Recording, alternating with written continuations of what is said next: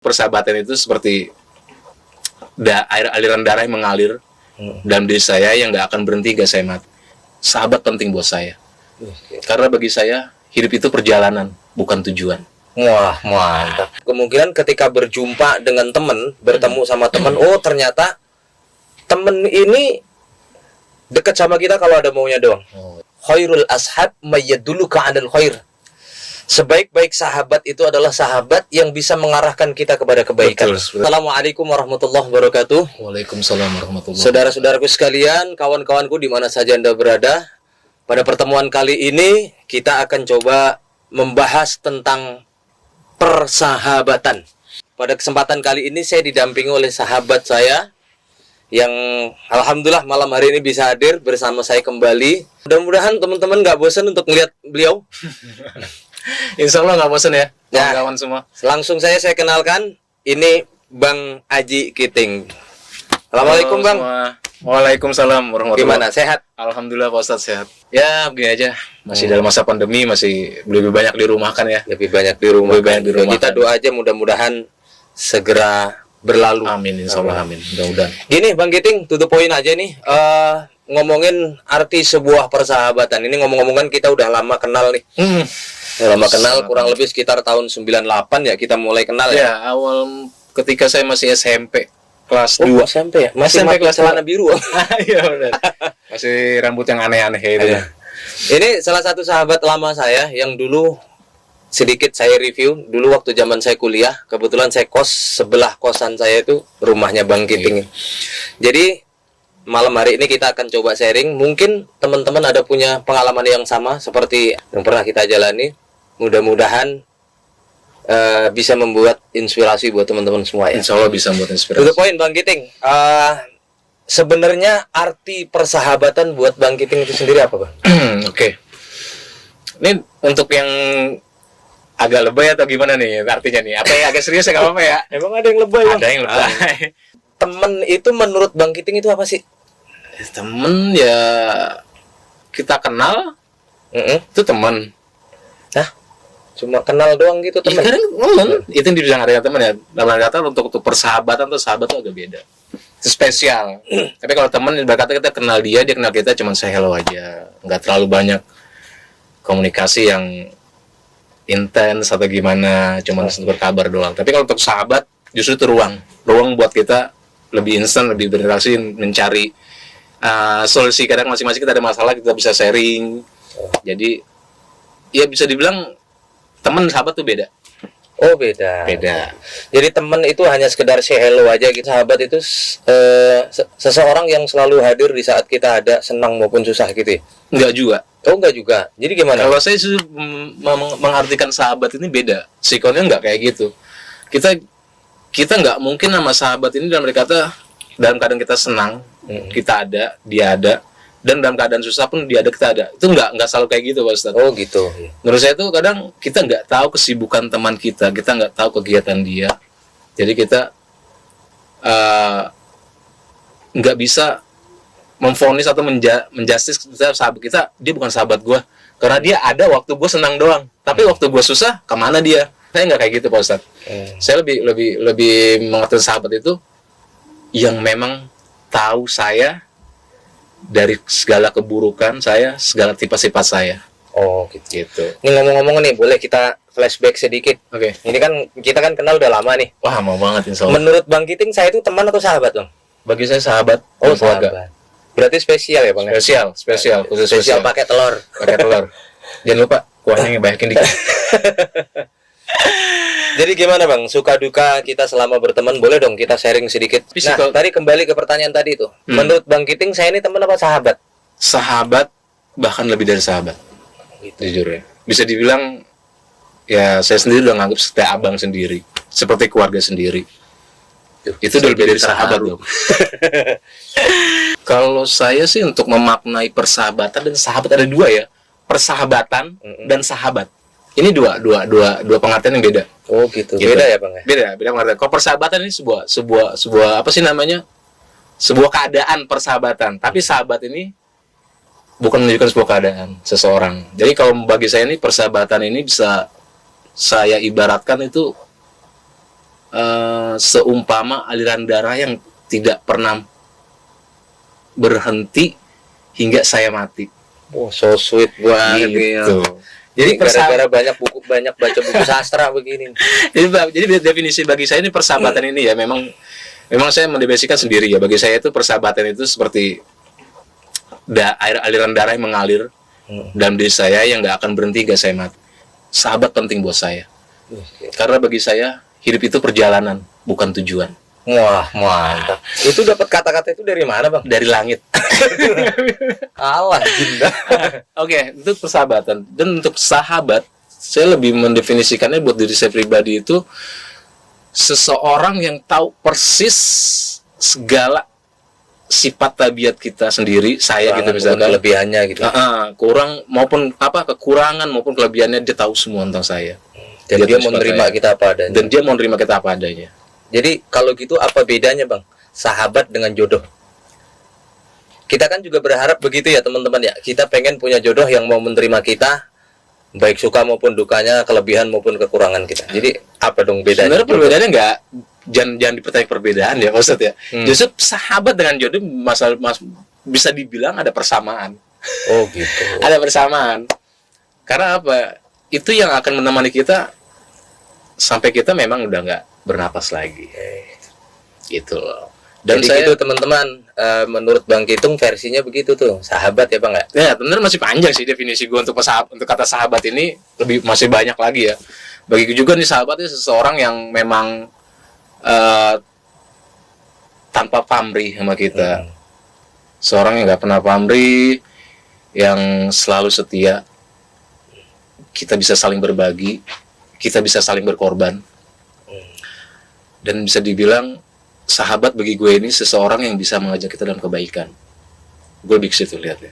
Jadi intinya sebenarnya kalau sahabat itu di antara sekian banyak kawan yang kita kenal, mungkin terseleksi secara alamiah ya. Secara alami orang-orang yang memang benar-benar bisa kita jadikan sahabat, senasib dan sepenanggungan, susah maupun suka, suka dukanya kita hidup bareng. Itu artinya kita bisa menilai gitu loh.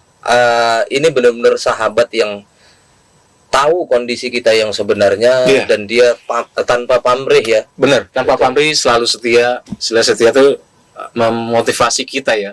Dia justru bukan melemahkan kita, tapi menguatkan kita di saat kita jatuh. Betul, itu yang paling penting. Ini saya yakin teman-teman pasti ada yang punya sahabat seperti yang Bang Kiting sampaikan tadi. Artinya yang selalu menemani di saat susah maupun duka, susah maupun seneng. Kita bisa lihatlah di antara sekian banyak teman kita yang selama ini kita punya gitu. Gitu ya Bang? Iya, kurang lebihnya kalau saya pribadi sih gitu. Untuk mendefinisikan sahabat, lebih ke situ lah. Lebih yang ya buat mereka yang teman yang tahu keburukan saya, kekurangan saya, dan menerima apa adanya. Kita saling melengkapi, kita saling menutupi kekurangan, dan yang utama kita saling mengingatkan dalam kebaikan. Betul. Oke, benang merahnya kita udah tahu. Apa yang disampaikan Bang Kiting tadi memang benar, itu secara agama memang tidak jauh beda dengan apa yang Bang Kiting sampaikan tadi. Nah sekarang pertanyaan yang kedua nih Bang nih. Pertanyaan kedua, bagaimana Bang Kiting menyikapi kalau kan kita nggak tahu nih ya, teman mana yang bisa kita jadikan sahabat. Dan kita pun tidak menutup kemungkinan ketika berjumpa dengan teman, bertemu sama teman, oh ternyata teman ini dekat sama kita kalau ada maunya doang. Teman ini dekat sama kita cuma kalau di saat kita seneng, di saat kita punya uang, di saat kita lagi bahagia, dia mau tuh dekat sama kita. Tapi di saat kita lagi drop, kita lagi jatuh, miskin, usaha kita bangkrut, nggak punya apa-apa, tiba-tiba dia ngejauh dari kita. Ngilang. Nah, saya pengen tahu nih, mungkin teman-teman juga punya pendapat masing-masing menyikapi kalau kita punya teman yang model seperti ini. Bang Kiting gimana Bang? Kalau untuk kejadian menyikapinya? Kalau untuk kejadian kayak gini sih sebenarnya hampir semua orang pasti ngerasain ya. Pernah berpikir, pernah kejadian mungkin berpikir, lu katanya sahabat gue, tapi giliran gue susah lu kemana? Kayak gitu. Pas ada gue seneng doang. Kalau saya pribadi ya, kembali lagi ya, saya melihat sahabat itu nggak berpandangan seperti itu. Oh benar. Jadi kita berpikir positif aja, kita berpikir baik aja tentang dia. Dalam arti kata, mungkin saat kita senang ada dia, kita tetap bersyukur, kita bisa saling berbagi sama dia untuk kita lagi merasa senang. Dan saat kita lagi susah atau berduka atau gimana yang terpuruk dan dia nggak ada, kita positive thinking aja. Mungkin dia ada kegiatan sendiri, punya Terus, kesibukan dia sendiri. Kalau boleh tahu apa yang Bang Kiting lakuin? Udah tahu nih, ternyata tabiat teman kita ini cuma manfaatin kita doang. Apa kemudian Bang Kiting menjauhi ini orang, menjauhi ini teman, atau nggak mau komunikasi sama sekali atau Nggak. gimana? Kita tetap komunikasi, Yakin, Bang? tetap silaturahmi. Yakin. Cuman otomatis Pak Ustadz, maksudnya kalau untuk teman yang karakter seperti itu, itu otomatis komunikasinya pun akan jarang. Ya, gitu. Nggak seinten sahabat yang benar-benar sahabat. Mungkin dia bisa bilang sahabat, tapi dia komunikasinya mungkin ada waktunya dia lost. Gitu loh. Tapi pertanyaan saya gini Bang, Bang Kiting tetap mau jalin silaturahmi nggak tuh sama teman? Tetap mau jalin silaturahmi. Tetap mau jalin. Walaupun dia nggak mau nemuin kita tuh. Karena kembali ke kitanya lagi ya, kita tuh jangan seujon ke dia aja.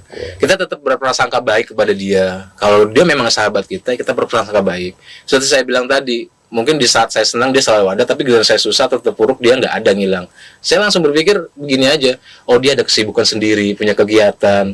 Apalagi maaf ya, mungkin yang udah berkeluarga, dia sibuk dengan keluarganya, rumah tangganya itu gimana, kita juga nggak bisa memaksakan, dia selalu ada. Benar.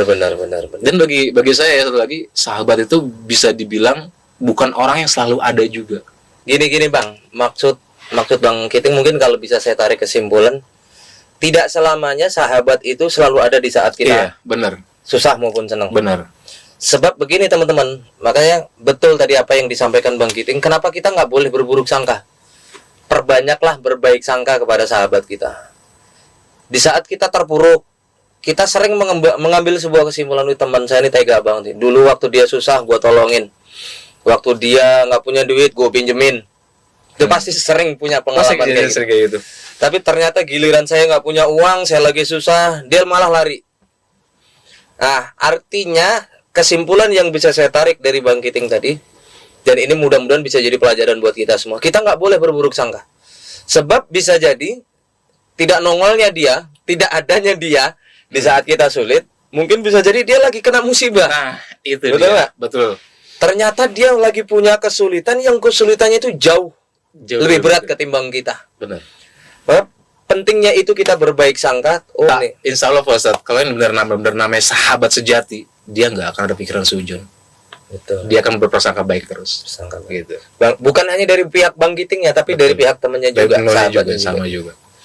Nah, gitu. Jadi intinya tetap menjalin Tetap silaturahmi gitu menjalin, aja ya. maupun bisa dibilang sahabat yang bukan sahabat dekat. Mungkin ya yang tadi dibilang banyak kejadian di orang-orang yang ngaku sahabat tapi ada pas kita senang doang, yang terus ya pas kita susah tetap dia nggak ada. Kemungkinan kalau memang sifat tabiat dia kayak gitu ya kita aja nggak harus memutus silaturahmi lah. Mungkin kita bisa nilai dari diri kita sendiri itu sahabat atau bukan gitu. Oh gitu. Oke, itulah tadi obrolan kita sama Bang Kiting. Kalau boleh saya ambil sebuah kesimpulan, kita bisa menilai seseorang yang pertama dengan siapa dia bersahabat. Yeah. Seseorang itu baik atau tidak dipengaruhi dari pergaulan dan lingkungan yang ada di sekitarnya dia. Betul. Kalau orang itu baik, maka bisa jadi dia akan bergaul dengan orang-orang yang baik. Dalam sebuah makalah disebutkan, khairul ashab mayyaduluka 'alal khair.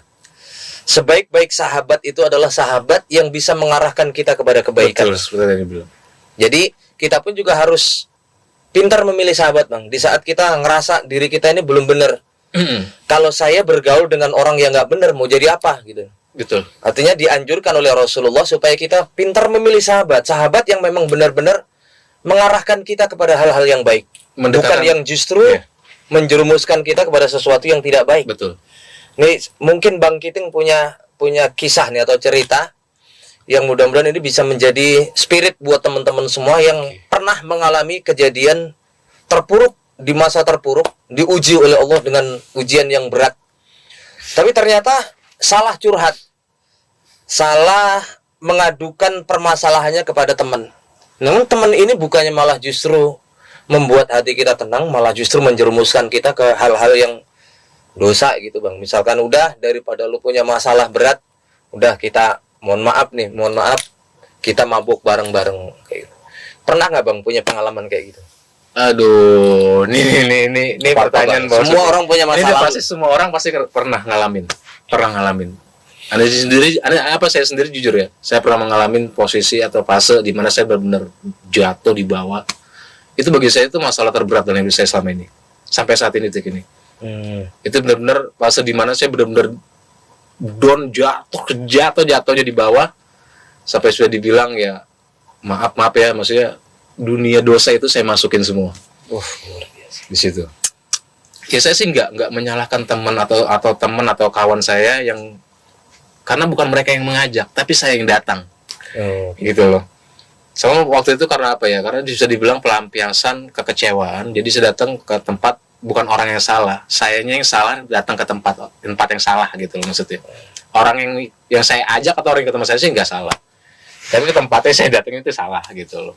Tapi pas kebetulan temen itu malah justru mengiyakan gitu lah. Artinya malah justru ngajakin ke sesuatu yang nggak Kembali benar lagi juga, Pak Ustaz, seperti saya bilang tadi, sahabat kita harus selalu jangan sampai sujud sama dia. Kita berpikir positif aja sama dia. Itu pun saya sama teman saya mungkin yang agak bandel ataupun sama kayak sama saya bandelnya. Itu saya nggak berprasangka buruk ke dia. Waktu itu, istilahnya tetap sebandel-bandelnya dia sama saya pun, dia masih di sisi baiknya. Dia sisi baiknya itu dia sempat ngingetin untuk kebaikan saya juga, atau mungkin saya udah keterlaluan di dalam keterpurukan saya itu. Seburuk-buruknya dia masih ada hati yang bisa menyampaikan supaya memotivasi saya itu supaya lu jangan kayak gini terus, lu bangkit gitu. Mau sampai kapan di sini terus? Mau sampai kapan kayak gitu, selainnya gitu. Saya jadi teringat ini ada sebuah pepatah, la tahtakir mangdunaka falikulli syai'in maziyah. Jangan engkau merendahkan seseorang, jangan engkau menghina seseorang karena latar belakangnya. Betul. Atau kepribadiannya saat ini. Karena bisa jadi orang yang kau anggap rendah itu memiliki kelebihan yang kau sendiri nggak punya. Jadi tidak ada manusia satupun di muka bumi ini yang tidak Allah takdirkan punya kelebihan. Yang kelebihan itu jangan-jangan diri kita nggak punya. Betul. Maka jangan sekali-kali kita memvonis seseorang itu, wah dia pelaku maksiat, jadi kalau dia pelaku bilang, dosa. Jangan melihat seseorang itu dari casingnya. Iya. Nah, gitu kan. Kita nggak pernah tahu hatinya, kita nggak pernah tahu dia sebenarnya kayak apa. Kita hanya bisa menilai, kita hanya bisa menerka, tapi kita tidak bisa menilai dia. Betul. Gitu. Jadi benar, jangan dilihat hanya kulitnya saja. Jangan lihat ungdur maqala wala tangdur mangqala. Artinya apa, Bang? Bentar, nyari handphone Google, mana Google ya? Biar bisa ngerti ini maksudnya. Ungdur maqala wala tangdur maqala. Jadi janganlah engkau melihat siapa yang berbicara, tapi lihat apa yang dibicarakan. Betul. Jadi kalau itu sesuatu yang baik, walaupun keluar dari lisan seorang pelaku maksiat, tapi ucapan itu baik, boleh kita ambil. Betul. Dan sebaliknya, keluar dari lisan seorang yang alim orang yang menurut kita baik, tapi ternyata perkataannya tidak bisa kita jadikan panutan, maka jauhi dan hindari apa yang dia sampaikan. Jadi itu ya, kesimpulan yang bisa kita ambil teman-teman sekalian. Jadi artinya sahabat itu adalah sahabat yang benar-benar mengajak kita kepada sebuah kebaikan. Benar. Mengajak diri kita kepada kebaikan. Dan di saat kita terpuruk, di saat kita memiliki masalah yang luar biasa beratnya, dia memberikan motivasi dan spirit kepada kita agar supaya sabar, agar kita supaya ikhlas menghadapi segala macam ujian. Sebab kita harus menyadari juga, Bang Giting, bahwasanya Allah itu nggak mungkin memberikan ujian, cobaan kalau memang kita nggak mampu untuk memikulnya. Itu. Dan kemudian satu hal yang harus kita sama-sama tanamkan, teman-teman sekalian, kita semua pasti punya teman, niatkan mulai sekarang. Di saat kita menjalin persahabatan, menjalin persaudaraan, saya jadi teringat hadis Rasulullah, rajulani tahabba fillahi tama'alaihi wa tafarraqa alaihi. Artinya gini, Bang Giting, seseorang yang nanti akan mendapatkan perlindungan dari Allah, saat itu tidak ada satupun perlindungan kecuali perlindungan dari Allah Subhanahu wa Ta'ala.